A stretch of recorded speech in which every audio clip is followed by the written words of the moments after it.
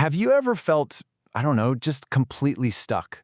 Like, no matter how hard you work or how much effort you pour into your goals, it feels like the universe is just standing right in your way, hitting the pause button on your entire life. Well, welcome to The Explainer. Today, we're diving straight into that exact universally frustrating human experience, but we're looking at it through the lens of one of the most feared and honestly misunderstood forces in astrology. We're talking about Saturn. And to really grasp the raw emotion behind this, we're going to start exactly where people go to vent their deepest frustrations: Reddit. Specifically, an astrology forum. A user named GodWorldy posted this really raw, unfiltered thought, saying, "First of all, delay is denial only. So Saturn doesn't teach you, just punish, in this life. Those who have Saturn in Lagna are most cursed, just living to meet death on this planet."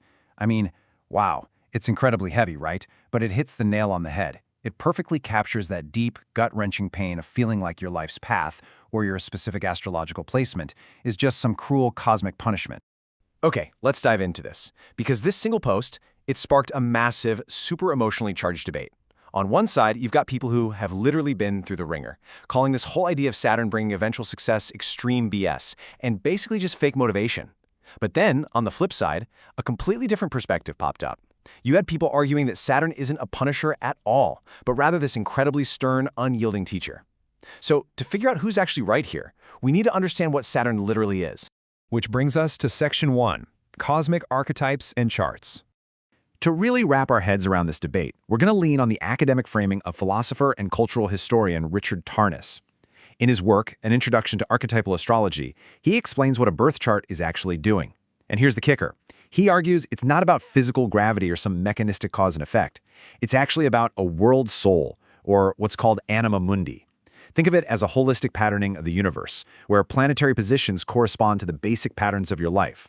Like the planets aren't causing your bad day any more than the hands on a clock cause it to be 5 p.m. They're just showing you the cosmic state at that exact moment. Let's break down how this shapes our understanding of archetypes. Tarnas defines archetypes as these universal principles or forces that structure human behavior on multiple levels, and they work from both the inside out and the outside in. So they might express themselves internally as a sudden, undeniable impulse, or externally as some major event that just happens to you. Understanding this is a total game changer because it shifts us right out of that victim mindset. We aren't being targeted by some giant rock in space. Instead, the planets represent these deep, shared psychological forces that literally every single human being has to navigate. Moving on to Section 2, Jupiter versus Saturn. To truly grasp Saturn's unique archetype, you kind of have to see it in contrast. The cosmos is absolutely full of duality, so let's look at two profoundly different planetary forces. On one hand, we've got Jupiter, known as the Great Benefic. Jupiter is all about expansion, success, optimism, good fortune. Basically, it's the fun planet. But then, on the other hand, there's Saturn, traditionally called the Great Malefic. Where Jupiter is liberal and generous, Saturn is conservative and strict. Where Jupiter expands, Saturn contracts and inhibits. It brings limits, necessity, and yeah, it can feel incredibly oppressive. That brings us to Section 3, the reality principle. If we zoom in specifically on this Great Malefic, we start to uncover Saturn's actual purpose. Because look, beyond its negative, punishing reputation, it plays an absolutely vital role in human existence. Tarnas defines Saturn as the reality principle, the absolute bottom line. It is the matrix that permits the possibility of manifestation itself. Just think about that for a second. Without limits, without some kind of restriction, we'd have no form at all. We'd have zero stability, no material reality. Saturn is the ruler of time, tradition, aging, and esoterically, it's considered the planet of karma, basically bringing us face to face with the consequences of our past. Tarnas uses some seriously vivid metaphors to describe Saturn's roles in our lives. He calls it the archetypal birth labor. You know, that intense constriction and pushing that's incredibly painful, but absolutely necessary to bring us into new life. It's symbolized as a skeleton, and not just as a spooky symbol of death, but as the skeletal foundation without which we would literally have no supporting frame to stand up. It's our inner judge, our superego, and the ruler of our work out there in the world. Basically, it's the guardian of the threshold that slowly, painstakingly molds us through our experiences. Let's bring all this high-level philosophical theory back down to earth for a minute, straight back to that Reddit thread. Another user, Avashara, responded to the original poster with this brilliant piece of insight. Saturn teaches you through denial. You're not getting that thing until you learn how to get it the right way and are mature enough to keep it. This just perfectly echoes Tarnus. A chart showing Saturn as the reason for a delay is really just highlighting an area where you simply aren't mature enough yet. In astrological circles, as they noted on the forum, Saturn is actually said to mature in a person's life around age 35, which is often when it finally brings the rewards of all that long, hard labor.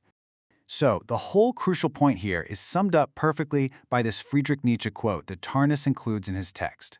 He who cannot obey himself will be commanded. Saturn's delays and its oppressions, they're the painful, totally necessary forge for developing true inner authority. It forces us to take responsibility for ourselves so that we actually become our own master. Because if we can't discipline ourselves, well, the world, or Saturn, is definitely going to do it for us. And the payoff for doing all that grueling hard work? Oh, it's very real. Just look at this comment from the forum. I'm 46 and starting to finally feel like Saturn is my bestie. I love that. When you survive the relentless process of Saturn's lessons, the exact planet that you once viewed as a literal curse eventually becomes your most trusted ally. It ends up providing this completely unshakable foundation of wisdom. Which brings us to Section 4, Fate versus Free Will.